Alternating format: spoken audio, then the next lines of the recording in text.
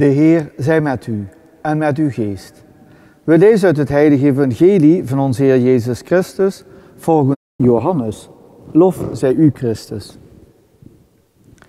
In die tijd zei Jezus tot zijn leerlingen: als gij mij lief hebt, zult ge mijn geboden onderhouden. Dan zal de Vader op mijn gebed u een andere helper geven om voor altijd bij u te blijven.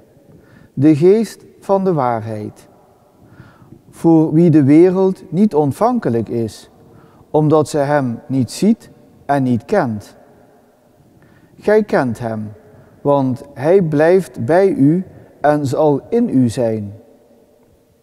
Ik zal u niet verweest achterlaten, ik keer tot u terug.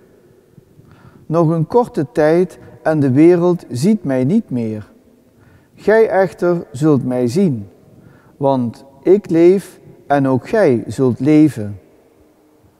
Op die dag zult gij weten dat ik en in mijn Vader ben, en gij in mij en ik in u. Wie mijn geboden onderhoudt, die hij heeft ontvangen, hij is het die mij lief heeft. En wie mij lief heeft, zal door mijn Vader bemind worden. Ook ik zal hem beminnen, en ik zal mij aan hem openbaren. Zo spreekt de Heer. Wij danken God. Goede vrienden, de liefde voor God en de naaste is het grootste gebod van het evangelie. De liefde voor God en de naaste, in die volgorde.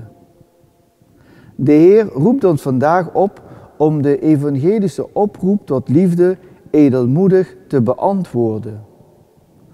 Door God in het midden van ons leven te plaatsen en ons te wijden aan dienstbaarheid voor onze broeders en zusters, vooral diegenen die het meest nood hebben aan steun en troost. Amen.